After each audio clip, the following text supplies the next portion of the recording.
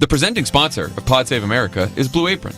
Blue Apron's mission is to make incredible home cooking accessible to everyone. Blue Apron achieves this by supporting a more sustainable food system, setting the highest standards for ingredients, and building a community of home chefs. Get your first 3 meals free with free shipping by going to blueapron.com/crooked.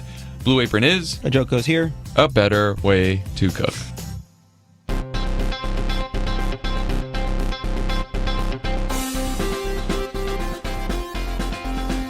Welcome to Pod Save America. I'm Jon Favreau. I'm Tommy Vietor. On the show today, in a little bit, we're going to bring out our guest. We have the host of MSNBC's AM Joy-Ann Reid. We have the former press secretary for Bernie Sanders and current CNN political commentator, Symone Sanders. And we have us. Here we are. Okay, let's start. We've had a busy week. Yesterday, Donald Trump fired his first chief of staff and most talented fly swatter, Reince Priebus, via tweet. And he replaced him with his Secretary of Homeland Security, General John F. Kelly. Reince had the shortest tenure of any chief of staff in history. Yeah. Which is odd since it feels like he's been there for about 20 years. Honestly, though, it's not about, use the time to Your mic's off. Oh, guys, the mic's... No. Keep talking, Lovett. Lovett's mic's not working. Very professional operation. Why don't you and I just have a talk? Yeah. How are you, Tommy? This is the best. This is what we've always waited for. This is our dream right here. The mic is off. Tell us your thoughts. Do you want to talk about Darfur? John, I thought you'd never ask. Okay. I was listening to old Pod Save the World on the way here, and it made me think, no one cares what I do. Handheld. Shut up. There's no...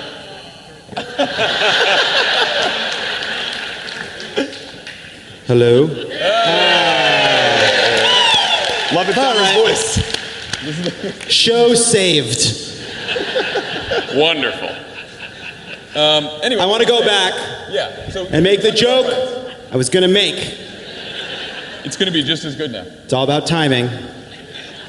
Yes, it was the shortest tenure of any chief of staff in history, but it's not about the length of time. It's the amount he got done during that time. I think it worked just as good a second time. Okay. So, the firing took place as Air Force One was landing. Reince gets off the plane, gets into a Suburban with some other staffers, and when the other staffers learn he's fired, they get out of the Suburban. Reince is sitting there alone on the rain-soaked tarmac. And then, as the motorcade pulls away, Reince's Suburban goes off to Kenosha. I can only guess. Credits roll. Stay tuned for scenes from next week's episode. So, Tommy, why didn't the Reince thing work out? Why didn't Reince work out? Well, according to what we read today, Reince's original sin was daring to tell Donald Trump that it's unacceptable to say that you just grab women by the pussy and then run for president, and you think that that's okay. So apparently that's what Trump could never get over, is that Reince wasn't down with sexual assault. So I think that's an important thing to remember. They called it the Scarlet AH because of the Access Hollywood tape. Scarlet AH is the Access Hollywood. Yeah. So I think, a lot of this was driven by personal pique. Now, was Reince a successful chief of staff? Did he lead the team well? Did it seem like he had the confidence of the president? Absolutely not. But I don't know how you can have the confidence of someone who has no core, no beliefs, no values, doesn't seem to care about the policies you're trying to execute on, and is generally, not undisciplined, unfocused, and doesn't do his job day to day. So, Love it. What do you think? Yeah, we've talked about this before. All the machinations aside, the problem is Donald Trump. I don't know. We'll find out, right? Is it possible for someone to be a better chief of staff to Donald Trump than Reince Priebus? Seems pretty clear it's hard to do a worse job. Starting from a low bar. Very low bar. Reince obviously couldn't run the White House, but his saving grace was supposedly the fact that he was a DC guy who knew how to work the Hill.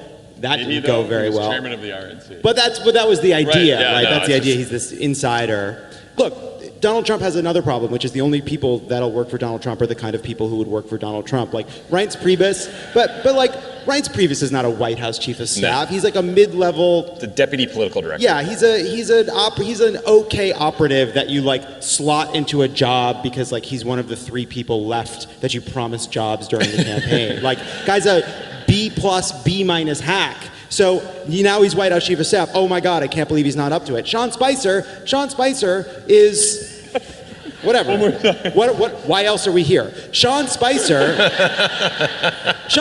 is not a White House press secretary under any other Republican because there are people that are up for that job that are going to compete with you and take it from you because they want to work for an actual Republican, not whatever is going on now. It's back to your original question. I think ultimately. What was the question? Who are we?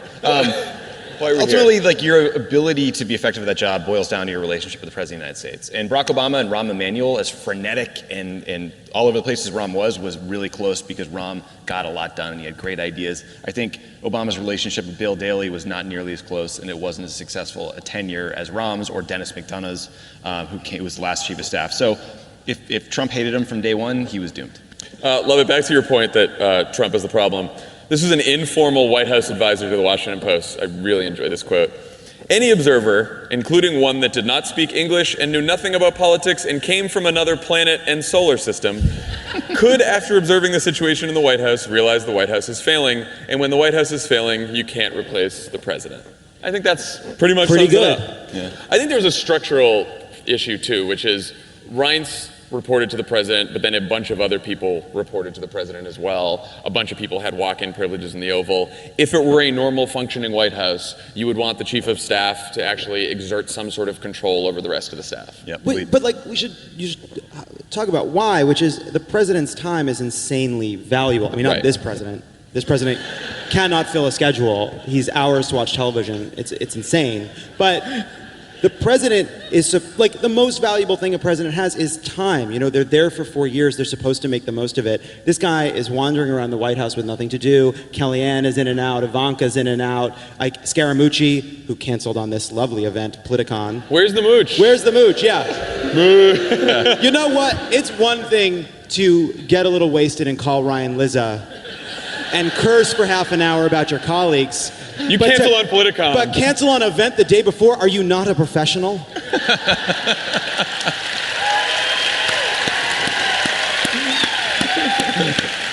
Mooch. Okay, so Reince is being replaced with General John Kelly, Secretary of Homeland Security. Boston guy, Tommy? Boston guy. That's something. So we are told that General Kelly is going to work out as chief of staff because he won't suffer idiots and fools, is a quote. So he has come to the right place. It's going to be a tough first day.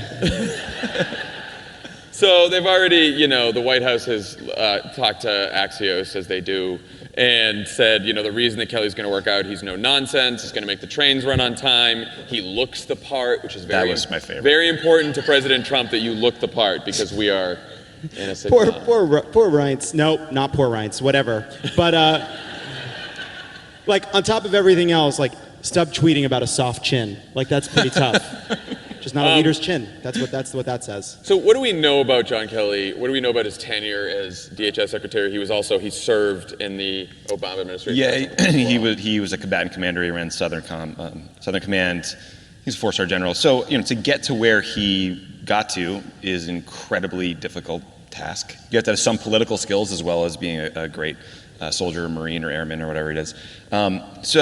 He's obviously an incredibly successful person. I think he is well known for being a disciplinarian, a taskmaster, somebody who rides his team pretty hard. If he can translate that experience and worldview into the White House, maybe it will help things. I just don't know that Donald Trump will ever allow him to if the mooch is going to run into the Oval Office after he's done and upend everything. Yeah. Yeah, I mean, the one thing about Kelly is he's, as far as, the stories are concerned, he's supposedly one of the adults, right? He's in the McMaster school of the people behind Tillerson that are supposedly the ones who are behind the scenes desperately trying to stop all the bad things and that are supposedly doing this out of a sense of patriotism, even though they have no warm feelings for Donald Trump. That's the story. From the more you read about him, he's a little rougher around the edges than Mattis and the rest of them. I mean, he saw through the travel ban, no problems there. The Muslim ban, he saw through the deportations, no problem there. He's given some speeches since he's been Homeland Security Secretary that sort of hearken to the more darker impulses of the Trump campaign when it comes to crime and immigration and the rest of it. So I think that's probably a little concerning. Yes. Do you think so? Yes. A little concerning. It should be concerned. I mean, it would put a stamp on something Lovett talked about last night in Love It or Leave It, which is the hottest new show on the internet. If you haven't tried it, it's a fantastic podcast. There you go. We got some fans.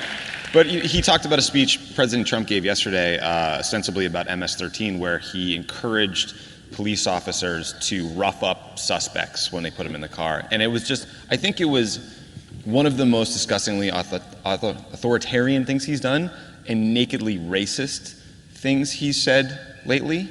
And I'm just raising it because, you read the paper today and there's like Priebus, Kelly, the mooch, like all the fun things. But this speech yesterday, I think, was so remarkable and so outside the norms of anything that should be allowed in our discourse that I think it's worth just flagging. Yeah. Yeah. It's totally right. It was a week of that, right? Donald Trump is under threat, and he kind of takes to these kinds of he goes back to this sort of white identity politics, right? He goes to the Boy Scout Jamboree and makes a mockery of it and uses it at a political event. He tweets out a transgender ban that even the Pentagon can't take seriously, and then he goes and speaks to these police officers and gets them applauding and hooping and hollering for treating people who are innocent until proven guilty like criminals because they're not like us. He used the word us. Thugs to rough up.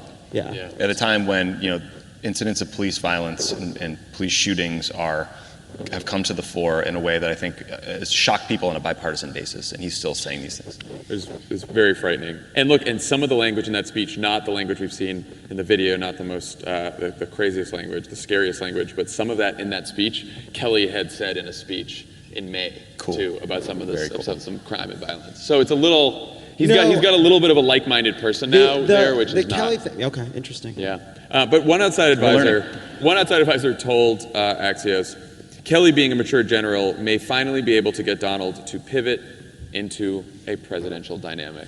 The pivot. We are still waiting for the pivot. The pivot. It's coming. Today is the day. You guys ready for the Donald pivot? Trump became president. You guys ready for the Donald Trump pivot?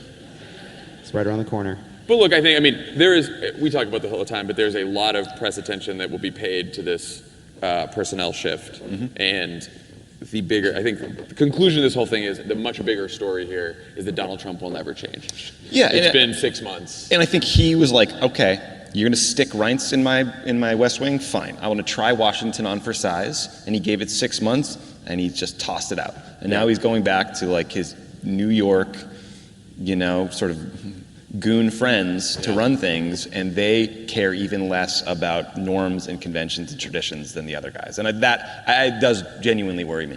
And Lovett, you made this point last night, but it is completely insane that the staffer who did not get fired this week was the one who threatened to kill people, accused the chief of staff of a felony, and accused the chief strategist of sucking his own cock. That person. That's the keeper. He's the keeper. And we don't know, and so far the mooch still reports directly to Donald Trump and not necessarily Kelly. So that's good. And Kelly thinks he's going to try to get him to report to him. So that's going to be a thing. They're going to have these are actual people that all go in a room and have a meeting about this very topic. The mooch and Kelly and Kellyanne, and Bannon, all the characters in one meeting. Yeah. Just tune in, Monday.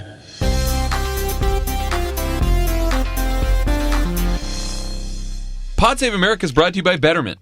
Betterment is the largest independent online financial advisor. The service is designed to help improve customers' long-term returns and lower taxes for retirement planning, building wealth, and other financial goals. Betterment takes advanced investment strategies and uses technology to deliver them to more than 270,000 customers. Woo! Betterment believes you should be able to get financial advice anytime, anywhere. All Betterment customers can receive advice from our team of licensed financial experts through our mobile app's messaging feature. Betterment is a fiduciary. That means that they don't get commissions for recommending funds, and they don't have funds of their own. That is important. They do what they believe is right for you. My financial advisor so far in life has been Tommy Vietor. Tommy, we got to have a meeting later. I'm feeling adrift. Lovett was one of the many unbanked in this country until like 2 days ago. Literally, that's actually true.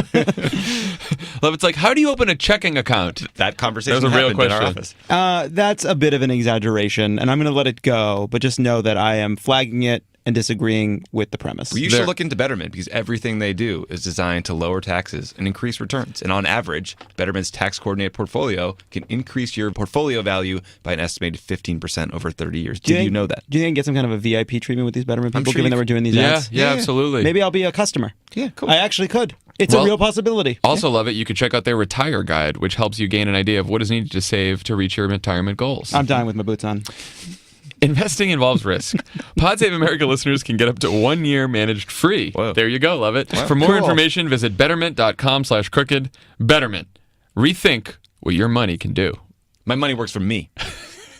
End of ad. End of ad. Pod Save America is also brought to you by Helix. Night after night, two people lay in the same bed. It's the start of a play. A quirky rom-com. But when it comes time to buy a new mattress, only one gets their way. Monogamy, right? Until now.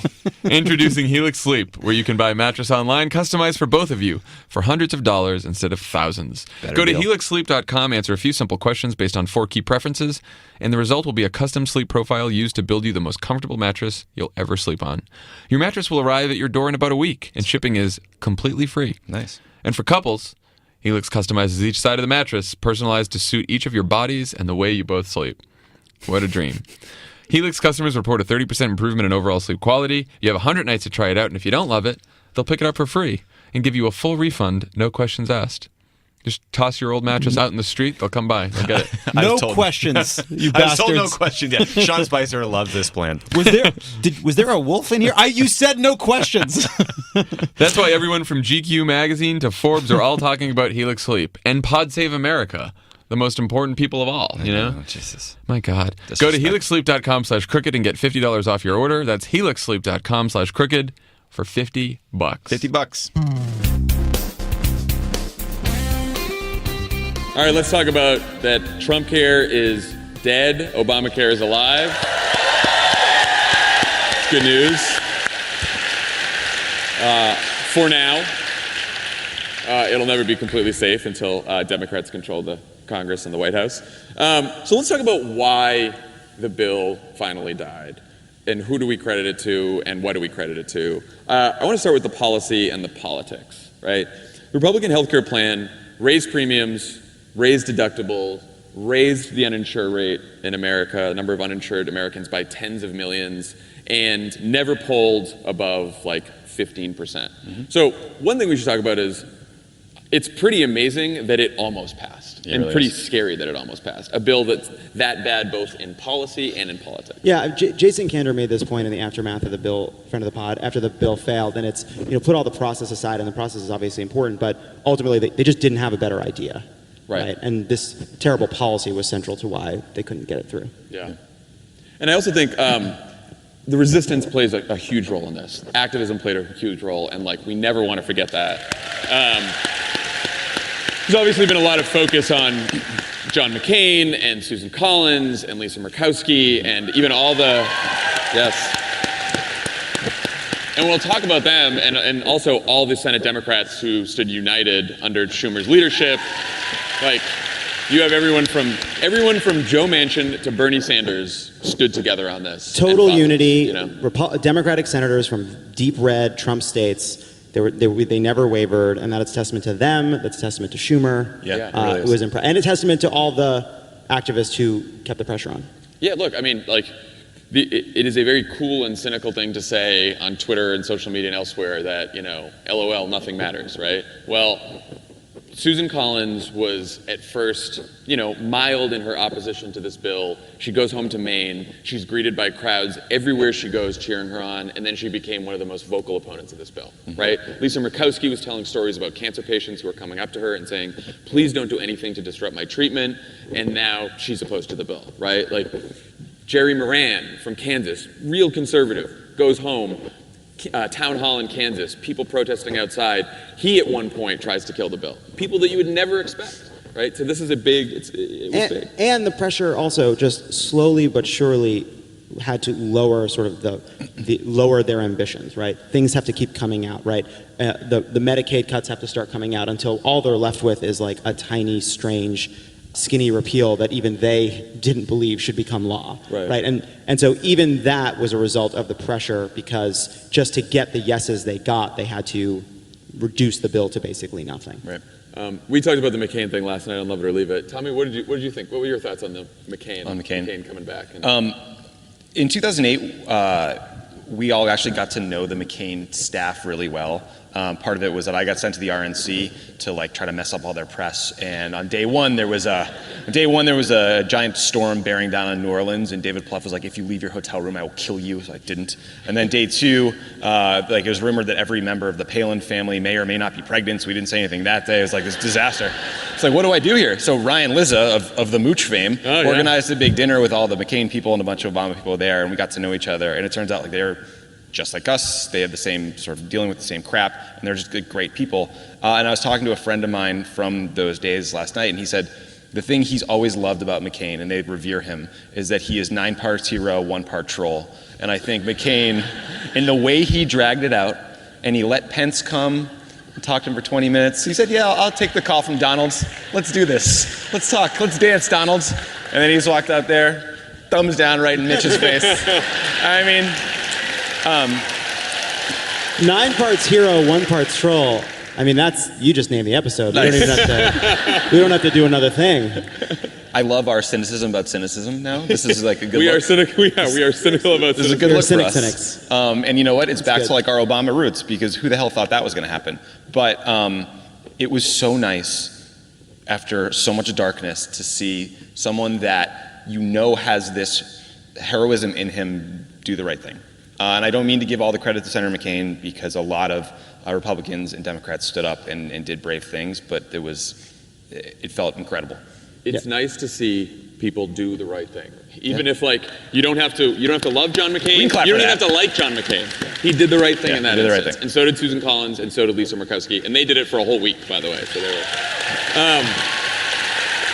But look, on the cynicism thing, like, it is not to say that we will not be disappointed by politicians again and again and again. We will. Like, bad things will happen. We will lose a lot of these fights. But the reason it's important to look at what just happened this week and be hopeful about it is because from that hope, we can build on future activism and organizing and realize that we actually can make a difference, right? That like we build on this win. We build on this win, and we go from here, you know? So what lessons did we learn from this healthcare battle going forward? Lovett, do you have any lessons? So I think the biggest lesson is, I know we're disheartened. We see that there's such a disconnect between cause and effect that it seems like gravity sometimes doesn't apply to Donald Trump. But the rules, the basic rules of politics, they're still there. Pressure works, showing up works, the phone calls works. I mean, look, it should not have been dramatic. The country should not have been waiting on bated breath to find out if this thing would pass and what would happen next. The fact that it was suspenseful, the fact that we were scared, that is a testament to just how broken the process was and how much shame Mitch McConnell brought to the Senate. But what we saw on the floor of the Senate was democracy, really was, and it worked. And that's inspiring, and it's good to be inspired. And also, just democratic unity from Bernie Sanders to Joe Manchin is effective. Activists working with Senate Democrats together on a plan, going to the Capitol. We can take the microphone from Donald Trump, we can take the microphone from Mitch McConnell, and we can make our case, and it gets through. You know, it's hard to see because we're all people on Twitter, all the rest. Like local news, local newspaper headlines, they were terrible for people like Dean Heller, for the people that were voting no. That is effective. Local news matters. Local news headlines matters. And look, you have to protest, look great on television, and like it or not, that works. Yeah, it's a lesson I learned early in politics, is doing something, putting a legislative agenda forward and passing it is infinitely harder than opposition. And you mentioned this last night. The Democrats, at a time when we didn't have a lot going for us, blocked Social Security reform under the Bush administration. So it's just a reminder that, yes, we don't have the White House, the House, or the Senate, but that's not a reason not to fight every single fight, because you're going to win some. I think the lesson for me is we have to win back Congress in 2018. We have to, because, John McCain doesn't do the right thing, Lisa Murkowski doesn't, Susan Collins doesn't, that's the end of Obamacare, right? We would have lost it. If there was, in 2016, if 1,000 votes went the other way in New Hampshire, Maggie Hassan isn't senator and Kelly Ayotte is, and this bill passes. Yeah, right? 1,000 votes in New Hampshire. Winning the Senate is really, really difficult. The deck is stacked against us. It's still worth trying. We can still pick up seats. We can win the House. And if we win the House, we have shut down this kind of ridiculous process. We have taken the gavel from Paul Ryan, who has abdicated his responsibility, who has just sold out his country in the way he refuses to criticize Donald Trump and refuses to take a stand. And we can make sure that this kind of a crazy repeal just will not happen. Just won't happen. We have to win the House. And it's not just the House, it's not just Congress, it's state level elections and local elections. Someone was making the point that we shouldn't just be on defensive now and trying to save Obamacare, we should go on offense. And that means there are a lot of states out there with Republican governors and Republican legislatures who have not approved the Medicaid expansion yet. And in 2018, if we flip legislatures and we flip governorships, Democratic in states that didn't expand Medicaid yet, they will expand Medicaid and more people will have health care. One of the most despicable things I saw this week was John Cornyn complaining about the lack of access to health care under Obamacare in Texas, a state that did not expand Medicaid. Unbelievable. Can we talk about John Cornyn for a minute? Yeah. He's the most dishonest human being in Washington, D.C. And this man was a judge. Yeah. He was a Supreme Court judge in Texas. It is shocking to me. I think he's the greatest Twitter troll in the Senate. Yeah, that's good. His Twitter feed is just... And not in a fun way, not in a McCain way. Like a just liar way. Also, if you go back and look, his predictive average on healthcare votes has been not great. It's like, we will vote on Friday. Hour later, Mitch McConnell pulls the bill. We have the votes. They don't have the votes. I mean, he has just been wrong all the way through. Worst. Last thing I want to say about healthcare before we bring out our panelists, is it dead for good, right? So we've said that obviously we need to win back Congress and then it will be dead for good. But there's some reports today that, Republicans in the Senate, some in the House want to revive this. Donald Trump this morning is tweeting that he basically wants to sabotage the insurance markets. So, what do we do now? I guess we just stay vigilant, huh? Yeah, well, look, we have to hope that they don't want to bring this up again in the Senate, that they accept what... You look at this process and, forget the machinations. Like, we did learn something, which is it seems like there's not... What they need is an overlap in the Venn diagram between a bill that the moderates or the more moderate members will accept because it leaves Medicaid alone enough, leaves enough subsidy in place, leaves enough regulation in place, and the conservatives who want to basically repeal the whole thing. Like, is there a sliver of that Venn diagram where it overlaps? And so far the answer has been no. And I see no reason for that to change. But this thing's not on the level, right? You can buy people off and push them into a part of the Venn diagram they don't actually want to live in. So we have to remain vigilant on that score. But something that Brian Beutler wrote about in the New Republic is there's a more difficult part of this fight coming, which is the sabotage fight. Donald Trump has a lot of levers at his disposal to make Obamacare work less well, from advertising to the supports for insurance markets and a few other levers that he can pull to try to make Obamacare fail. And I think the key there is to just make sure that we highlight those stories when they happen, that we're loud about it. Like, I think the final message here is it's good this weekend to celebrate the progress we made on this, but no one should relax, right? No one should just move on to the next thing. Yeah, I mean, he's literally bragging about how he's going to step back and let markets implode and push them in the back while it happens, and it will hurt millions of people, and he doesn't care. So yeah, we should stay vigilant. Crystal clear about his intentions and stay vigilant. And one last thing is, this is obviously a bit of a kabuki dance, but you have Schumer say, let's work together. You have McConnell say, what are your ideas? Nancy Pelosi sent a letter saying, here are the aspects of the House bill that we would support, which is basically those 6 pages that are about stabilizing the markets that Democrats would support anyway.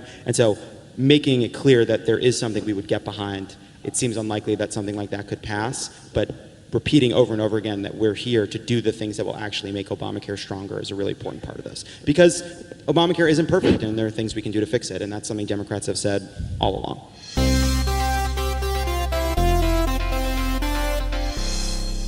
Pod Save America is brought to you by Lyft. Lyft. Lyft. When you drive for the right ride-sharing app, every tip can feel like a walk in the park. Or trip. Yeah, no kidding. With Lyft, you can pick your own hours and drive whenever you want. Lyft can make driving the best gig in the world. You can earn hundreds of dollars a week plus tips. If you want to earn more money, you drive more. It's never been easier to give yourself a raise. Lyft was the first rideshare platform with tipping built right into the app because getting tipped shouldn't depend on your passenger having a crumpled bill in their pocket. Amen. I don't carry cash. No, we had a tip of LA today. Didn't have and any. all of a sudden you're running off with my 20 getting change. That's right. You keep 100% of the tips and they add up fast. Oh my God, I do have your change in my pocket. No, you don't. They gave it to me. Oh, They great. gave it to me and I gave it to you. Thank you. Anyway, we just had to do that bit of business here in the middle of the Lyft app.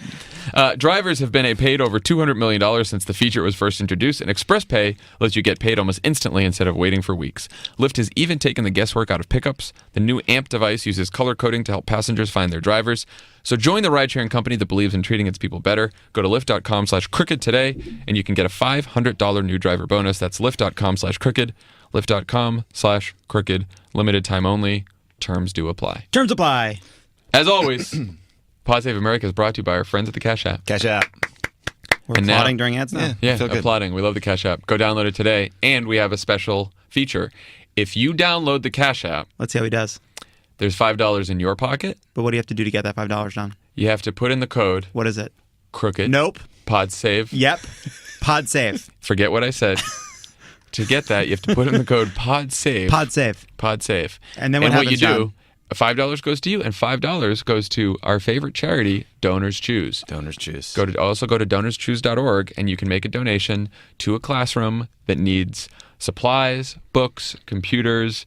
The classrooms are in need all across this country, and you can select the actual classroom project that you donate to through Donors Choose, and you can do it all by downloading the Cash App. That's $5 for you. That's $5 for Donors Choose. If you already have the Cash App, get some friends who don't have the Cash App to download it. You're going to help schools. Do not stop until everyone you know has the Cash App. We're Don't switching stop. to the Cash App, everybody. We're making money. The code is pod save. Yep. The Cash App. End of ad. Okay, we are very happy to welcome to the stage Joy Ann Reid and Symone Sanders.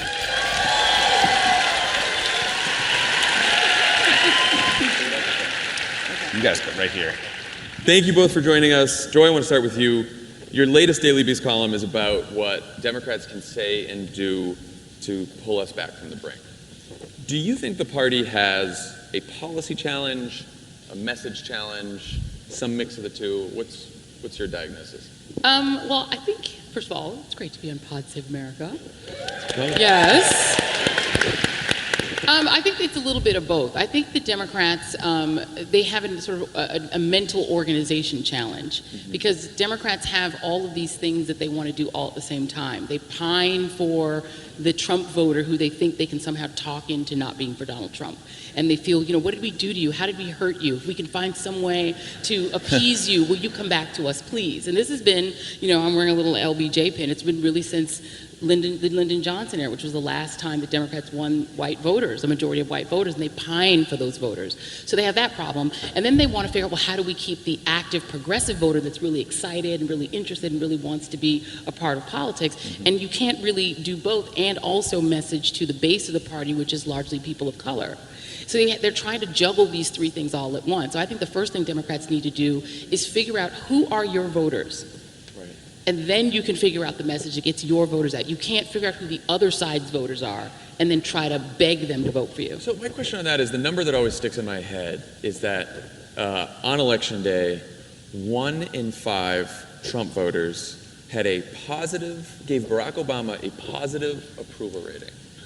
So it's like, who are those voters? Forget about the Trump voters that everyone goes in interviews and they were from Trump, they were for Trump from the beginning and they believe in, we're not going to reach those people.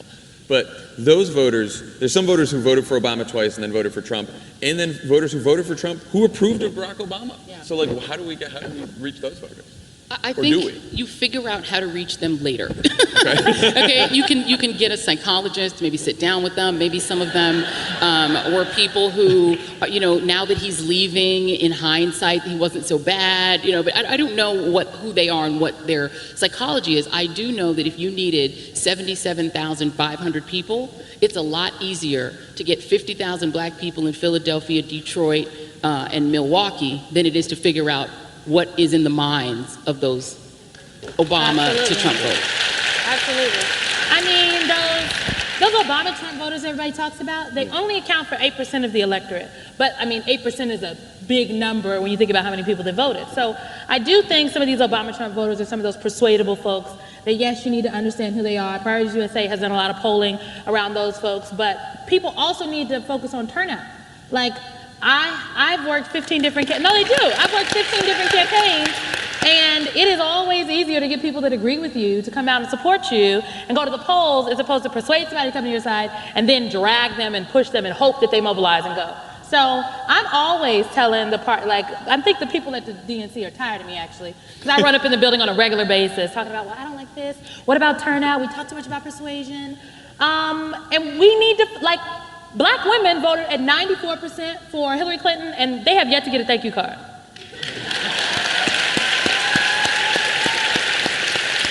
You know, so for all this talk about how do we get the white working class voter back, to be frank, the working class is going to be majority minority by 2032.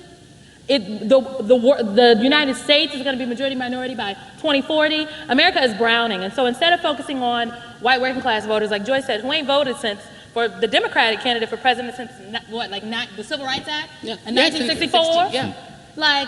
We need to be focusing on young people who are increasingly diverse. The millennials, shout out to the millennials, the most diverse generation ever.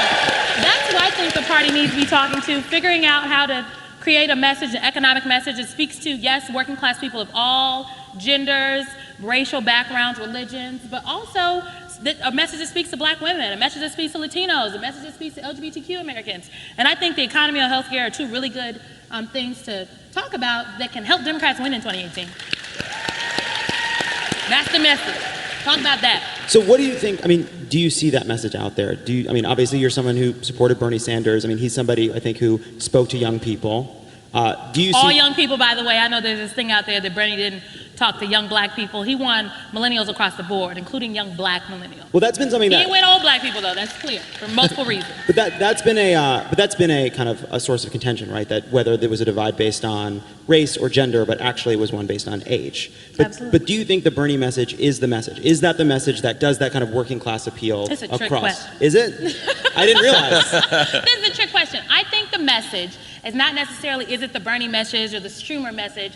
I think the message is a message that authentically speaks to all people, a message that says, look, people are working 40, 50, 60 hours a week, black people, Latino people, white people, and they still can't make enough money to put food on the table to feed their families. Young folks are going to college, paying lots of money to go to college and then get out and can't find jobs. So we need an economic message that speaks to everyone. We need a healthcare message that speaks to everyone. But I also want you to talk about that black people are getting shot and killed in the street and nobody's doing anything about it. That's important. But can I say that I think the other thing is that Democrats need to understand that there are two different separate elections and they're very different, right? So when you're talking about the big picture, the sort of large driving dream messages, what we can do about immigration and what we can do about race, what we can do about policing, those in my mind are messages that a presidential candidate needs to carry. You need to find a charismatic, telegenic, somebody who knows how to carry that message, because that's what Barack Obama did. He emerged as somebody who you could pour all of those dreams into and who could carry it off, right? Yeah. When you're talking about a midterm, you're talking about a situation where the kind of people who vote for Democrats, namely younger people and people of color, don't usually vote. Mm-hmm. And also where you're driving right into the core cynicism of the American citizen right now, which is that government doesn't work. So if I'm the Democratic Party right now, what I would be saying is, look, we are running a congressional election, okay? We're not running a driving dream message. We are saying we are going to get a small number of very specific, concrete things done in Congress for you if you give us the Congress.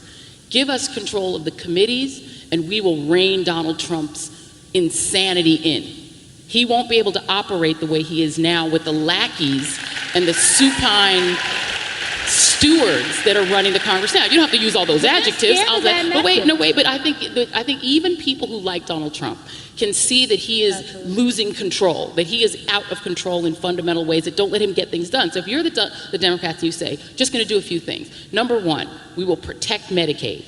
We will protect your health care, and we will be the guardians of it. Number 2, we will rein Trump in and force him to operate within the bounds of normal. We will make that happen, right? We will protect the social state, we will protect sort of the presidency from the seat of Congress. We can do that. We're in Congress, right? And just, don't say we're going to do everything. We're not going to fix criminal justice, but then number 3, we're going to return the Congress to the people. We're going to go back to regular order. We're going to have normal committee hearings. We're not going to allow Mitch McConnell to send 13 men into a room and write health care rules for millions of American women. We're not going to do that anymore. We're going to have an open Congress. It's your Congress. Right. Contracts with America work because they're simple, they're things you can do, and they're feasible, and they're not pie in the sky. And I think in that case, even people who aren't in love with the Democratic Party will say, you know what, it may be more rational to return this Congress to you. And then let's see if you can get something done. And leave that bigger picture to a charismatic candidate. And then y'all need to find one. Well, that was my question. I mean, look, healthcare is the most potent issue for the voters right now. Like in 2018, the polling and like real people that you talk to, nobody's going to the polls and voting based on Russia right now. No. So I definitely think, I agree with Joy, the Democrats need to stick to concrete things that affect people's everyday lives. I've said in a whole bunch of focus groups, and it's bleak. People feel as though, particularly about the Democrats, that they're literally not working for them. But I disagree with you that Russia does not affect your lives, people, because my thing number 4 is that we will control the committees that investigate Russiagate, and Republicans won't. And let me give you a way that Russiagate affects all of your lives. What does Russia want from the United States? They don't want Donald Trump. They don't care about Donald Trump. He's just somebody to use as a vehicle for what they really want. What they really want and what Vladimir Putin cares about is money. Vladimir Putin might be the richest man in the world. You can't account for it because he won't tell you, right? He's more opaque than Trump is. What he wants is to be able to take Russian money and rinse it in America and wash it in America. How do you do that? Buy some condos from Donald Trump? That's one way to rinse Russian money in the United States. Another good way, energy investments. The Magnitsky Act is there, and it is preventing Russians from getting paid. They want paper, and they want to come in here and make billions of dollars drilling up the oil and gas under your land, under your properties, under your ranches. They want to come into the great Midwest of the country and drill the hell out of it and make money. And if they can't be the driller, they will make the steel. They already are making the steel for the DAPL pipeline. So we're fighting a pipeline that is going to make them rich. So Russiagate matters because if you give a foreign hostile power control of your country, eventually you're giving them control of your land. And if the federal government that is in their employ, essentially, is doing takings clauses to take your ranch so Vladimir Putin's cronies can get rich drilling for oil and gas under your land, you better believe Russiagate matters to you. Get them out of our country. I believe it matters to me, but again, unfortunately, the large swath of the American people, they're not there yet. So when I'll just say this, when Watergate was happening, and I don't even think I was alive, but I've read about it, and I read about it, but if you look at the Gallup polling back then, it didn't become an electoral issue for people in the polls until after Nixon resigned. So I would hope that American people will wake up and feel that Russia is one of the most potent issues in our lifetime, but for now, they're not there yet. So we got to talk to them where they are. Vladimir Putin, not a good guy. He really is just, he's a pain in the ass. So, a question for you. When I think back to the 2016 race, hindsight feels very 2020 to me. It's like you look at Bernie's election, campaign, and people were desperate for someone that was new and didn't feel like a Washington insider, didn't talk like one, didn't sound like one. And they loved him. They fell in love with this man who, on paper, you wouldn't think they would fall in love with, right? Similarly, Donald Trump was the outsider's outsider. He wanted to burn the place down. So my question is, do you guys think that the Democratic Party, instead we gave them someone as a candidate that they've been seen in Washington for 25 years. So do you think that the next leaders of the Democratic Party have to come from outside of Washington? Should we be looking to states and governors? And do you think we're recruiting the people we need right now to get that next generation of leadership that you both are talking about? Well, first of all, Democrats aren't running effective enough statewide races to have enough governors to choose from. So Democrats are doing a poor job of state-based politics, so we don't have enough people cycling up through the school boards and through the city councils and through the state legislatures so that they can become a governor. It's scandalous that the Party of African Americans can can barely rub two black governors together. Can you find somebody that's of color to run a state so that they can be teed up to be ready? We can't get senators. We get one Kamala in there and we're like, yay, us. That's pathetic. That's pathetic. Okay, Kamala Harris has to be the Asian and the black people's person. It's ridiculous. So to me, the Democrats need to get back to basics. This used to be a ward party. It used to be a party that knock and dragged people to the polls, that knew their little district and that could get their little guy elected to the city council. That's what Republicans do. They go into Wisconsin, they find little Scott Walker and they make him a little county executive, and next thing you know, he's the governor. And that's what they do. And Democrats, it's a long game strategy. You need to play the long game. But in terms of looking for stars, there are a lot of great people. There's the Mitch Landrieux of the world that are really good. You've got Gavin Newsom, who's really great. You've got Kamala Harris, who's in government but great. Friend of the pod. Yeah, I think Joe Kennedy is a star. I don't know what he wants to do, and I always feel a little awful, sort of asking Kennedys to sacrifice themselves because the family has given so much. Look, think outside the box. Eric Holder. Yeah. Could Eric Holder run? Yeah, you never know. That could be something interesting. He's candid enough. Right, and so I think there are some great people. It's just that right now, that person should start to emerge now. If you're interested in running, get out there and start emerging as a national voice now. That's what Obama did. Well, early. To me, it's partly about people, but it's also about this larger, I think, soul searching that Democrats are doing around policy, around politics, right? Because you can look at individual personalities. I think, talking about why we ended up nominating somebody who was a DC insider is really important. But at the same time, we have lost up and down the ballot, right? From the state legislatures to the governor's races to the House races to the Senate races to the White House. And so that isn't about people. I mean, it's about putting up the right candidates, but it's also about policies and the agenda. So putting the message aside, do you think Democrats right now are doing enough to do the kind of soul searching around policy, around addressing the actual needs of people, not speaking to them, not how they feel, but what they're actually going through? Well, I was happy to see that the party recently, put out this platform about the economy, like what they're going to do about the economy. I think that there's some tweaking to be done because when the rollout to me read, "Dear white working class people of America, we are here for you."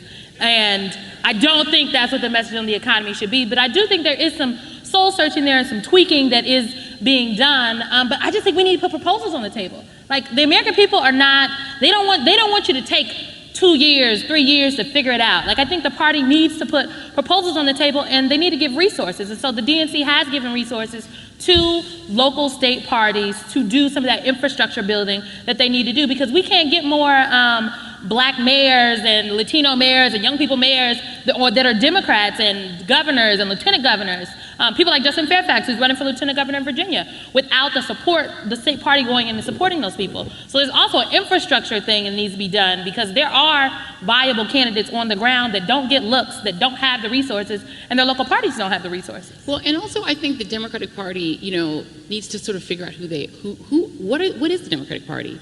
Right? If you tell me Republican, I think tax cuts for the rich, right. This sort of libertarian idea that you should take care of yourself and that the federal government should not help you get health care, repealing the 20th century, right? Like, I kind of know who they are, right? When you say Democrats, I immediately think of FDR or LBJ or Barack Obama, people who have already been president, and I don't really know what is the Democratic Party writ large, beyond the big personalities of the, truly great presidents Democrats have produced. Mm-hmm. When that president goes, that agenda kind of goes with them, right? So what does it mean to be a Democrat? They need to figure that out. We've got to start tying our politics to the issues instead of tying our politics to the people.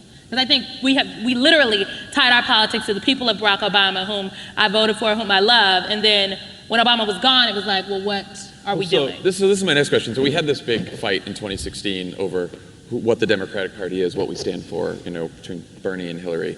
What lessons from Bernie's campaign should the rest of us in the party learn?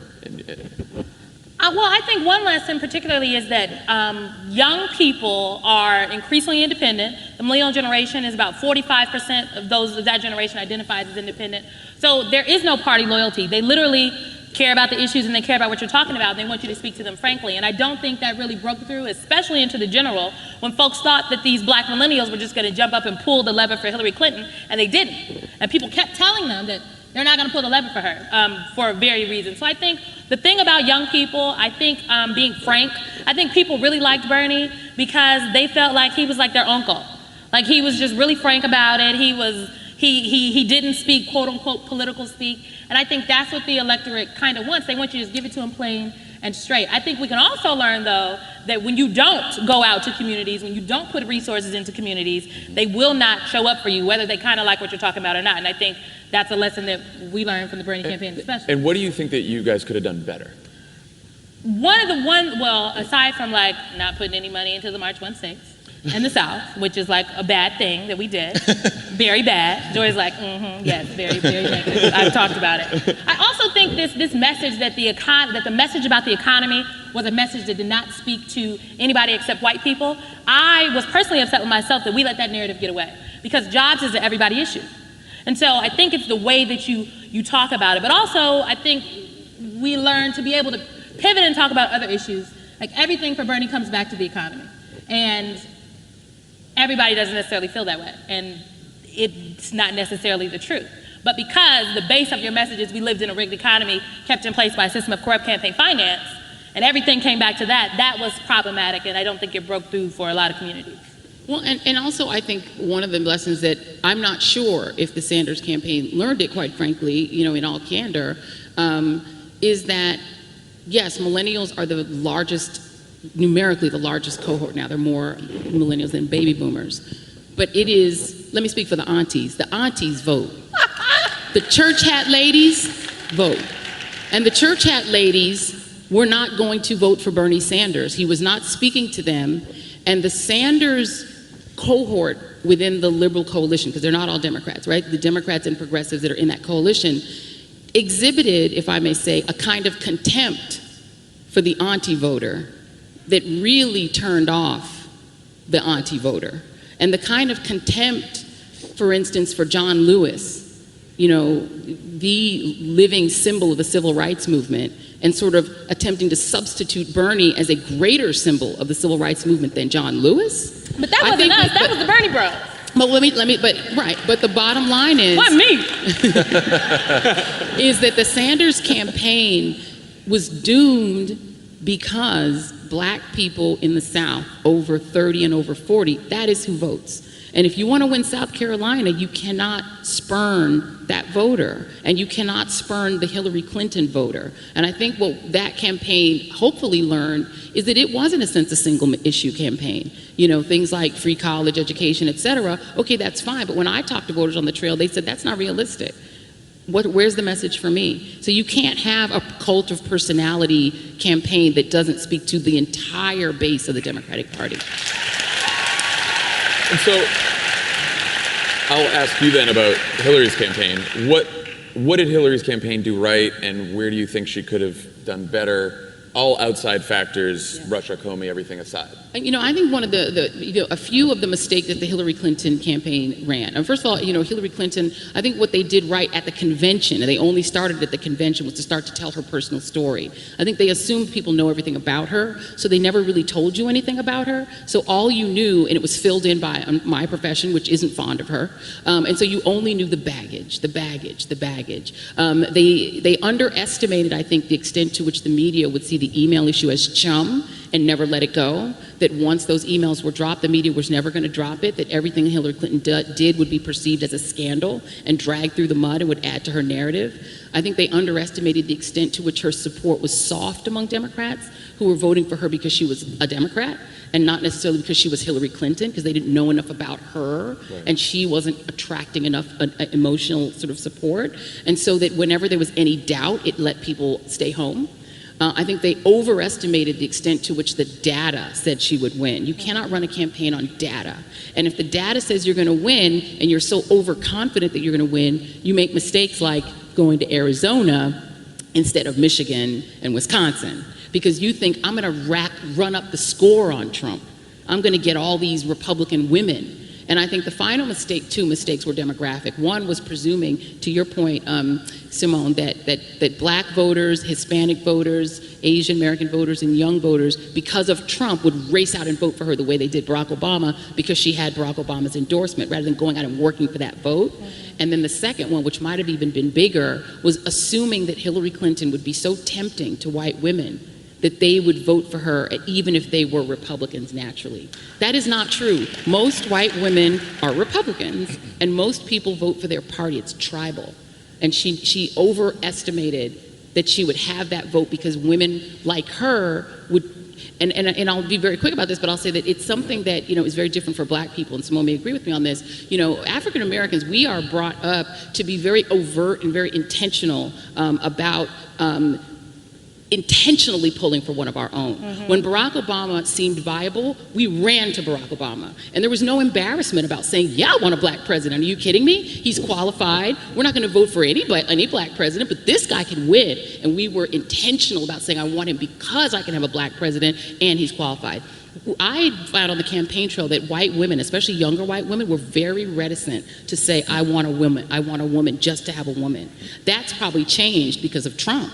But at the time, there was not this overt, and they assumed that there was. And I remember that was covered fairly early on. There was a story about mothers and daughters actually arguing over supporting Hillary. That was the primary. Yeah. I mean, I spoke to a lot of younger people who were like, look, I think we'll have an opportunity to get another woman president in our lifetime. And there were lots of younger voters who felt as though Hillary Clinton was not their only option. Like, if she didn't get it, we could get it again. There were also people that literally nowhere in anybody's brain did they think Donald Trump was going to be elected president. Like, it was so far-fetched, especially after the grab him by the, tapes came out. I was like, oh, he is done. There's no way. But it happened. And so I think in hindsight, like nowadays, there are folks that are saying, okay, I do understand, anything is literally possible in Donald Trump's America. And perhaps we should just be a little bit more vigilant. But folks, I wanted to know where were the white ladies that have Hillary Clinton's back.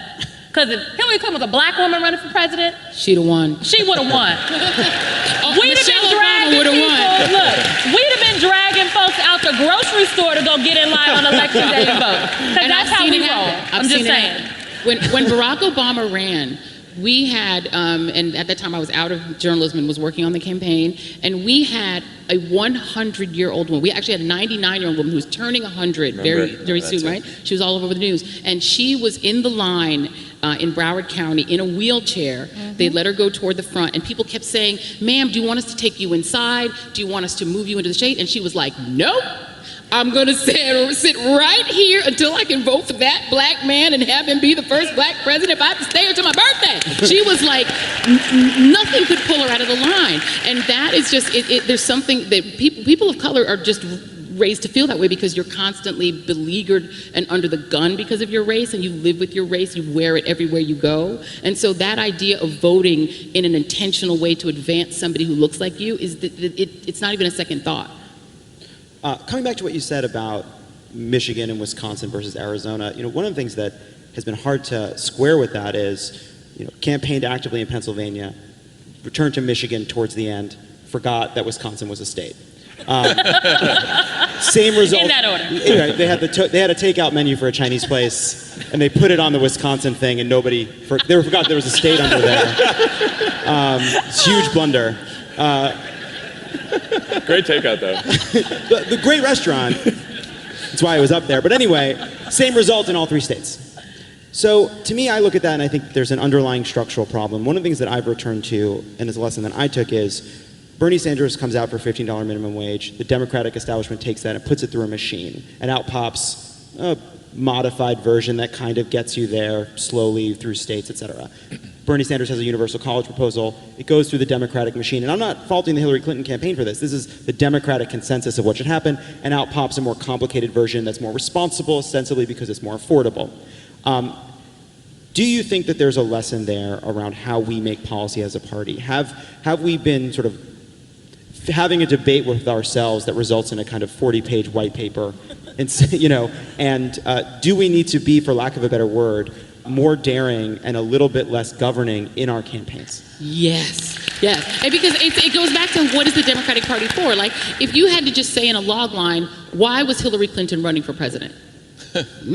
If you had to say because she's qualified, brilliant, etc., but why was she running for president? What was she going to do, right? If you had to say in a log line why Barack Obama was running for president, he's going to bring us hope and change. Very simple, hope and change. Why was Donald Trump running for president? The answer was provided by the best ad in the campaign. And Donald Trump didn't make the ad, it was a super PAC. And the ad was called Man of Steel. And I saw this ad in Ohio. It was the first time I got a little worried. Because this ad showed steel workers, and they showed like chained up steel, factories. Yeah. And they said, our factories are closed. Our jobs are gone. And then all of a sudden the factory started to turn on, the machines turn on, the sparks are flying, you start seeing all these workers, they're white, they're black, and they sort of turn on, and it says, we can bring it back. We can bring it back. That's what Donald Trump was running for. Make America bring great it again. back. Bring back that era that people are nostalgic for, of when steel plants and factories were working. Democrats, to your point, were so white-papered and so sort of egg-headed about the election that they forgot to say why they would be better for those Rust Belt states. What is it that they're going to do? And it just, and you need to go there a lot and knock on a lot more doors than, doing a concert. I love Beyonce, but that's not the only way to win. You need to have her be the ice cream on the cake, not the cake. Steve Bannon's floating a 44% tax on people making $5 million a year. That's and I think to myself, pass. I know, but I think to myself, yes, a millionaire's tax. Let's just make that a platform. Let's go. And Al Gore got so beaten down for class warfare and all the things they say about Democrats that we don't just go out and trumpet these policies. Well, Bernie's message, I remember seeing Bernie's announcement speech, and that first line, I'm here to talk about a revolution in the economy, political and economic revolution. Done. That was it. Yeah. And you're like, that's the campaign. That's the campaign. Now, some people will say the political revolution wasn't feasible, but we have to remember, 2016 was a change election. I don't think folks understood it was a change election until it was too late. I did not. What makes you say that? I think it was a change election. If you ask those folks, particularly the diehard Trump people, are saying they voted for Trump because change and racism. The Obama-Trump voters, please be clear, Donald Trump's populism was intrinsically tied to racism. But these Obama-Trump voters, people that literally pulled the lever for Obama at least twice, some of them twice, and then voted for Trump, said that they voted for Trump because right. But their lives hadn't changed. It was more of a change, right? It was like a change back election, right? They wanted to change us back to the 1950s. And the one thing I would disagree with on the political revolution, if that's your slogan, okay, if that's your slogan, and I'm a 56-year-old Cuban American in Miami, revolution? No. Oh no. I'm serious. Yeah. If I am an African American 60-year-old woman in South Carolina, revolution? Really? I can't even get the right to vote. They're telling me I'm not on the voter rolls and I've been voting for 30 years. You're talking about revolution. What about my voting rights, right? It's not relevant, but it's a vague expression that sounds great to millennials and does not move the core Democratic voter, which is a 50 to 60-year-old woman of color. And that is not moving them. Saying we're going to have a revolution and college is going to be free. These things sound wonderful, but they aren't realistic. Most Democrats are pragmatic voters. And so if you were to say, we're going to stop lying to the Rust Belt, we're going to stop lying to the coal worker and say to the coal worker, we're going to refire the plants. But what we are going to do is we're going to be America again. We're going to get back to the days when we invented industries, when we created industries, when we created entire fields that we've now ceded to Asia, to Japan, to China. We're going to invent the new industries that are going to put you to work. And if you do that message, then people get, I'm going to work. That's a message that makes sense. I guess I'm saying it may have been a message or a slogan that was too narrow in the end, right? It might not have been for you, but you knew what it was, right? Like just in terms of speech writing, right? Like I knew from that first line, this is what Bernie's about. With Hillary, you never got there. And it's funny you said most Democratic voters are more pragmatic. That might be right. The problem is, as Lovett was pointing out, sometimes the pragmatism and the practicality gets us into slogans and white papers that aren't as big and bold. They're a glass of warm milk. You know what I think? So people always ask, what was Hillary Clinton's issue? I think there's a myriad different reasons why she lost that we could debate about all day. But I think one of the things is people say, oh, Hillary Clinton didn't have a platform. She had a platform. She literally had a platform for everything. She had some great stuff. It was on the website though. And every single time a camera came to a Hillary Clinton rally, when you got sound bites of her on MSNBC or CNN or even Fox, she was talking about Donald Trump. Every single time the large swath of the American electorate heard from her, she was talking about Donald Trump. And so it made folks feel as though that, again, the Democrats as a whole were just they were just saying, oh, Trump and these Republicans are so bad, vote for us because they're so bad. And we did not effectively communicate as to what we would do for them. So I think we have good policies and platforms that could be tweaked, but we just need to communicate them better. Well, I think that's an important point, but I think it's important to actually dig into what that means, because Hillary Clinton would give a 30-minute speech, cover a ton of policy, have a Trump section because it was necessary, in part because it was the only thing that would be covered. And I'm not saying that to disagree with you. I'm saying that is one of the great challenges we face. So thinking about how we deal, I think the most important thing to take away from this conversation, for me anyway, is that it's less about trying to figure out where the blame goes, and that there are lessons to be learned from Bernie, there's lessons to be learned from Hillary. Trump's not going anywhere. How do we fight in this new climate, right? How do we break through with a clear, clean message? And I think that is the challenge. Joy and Symone, thank you so much for joining us. I know you guys have to get to the panel. We'll continue this conversation forever. But Thank you. Absolutely. This was fun. They need to let Joy do the messaging for the party.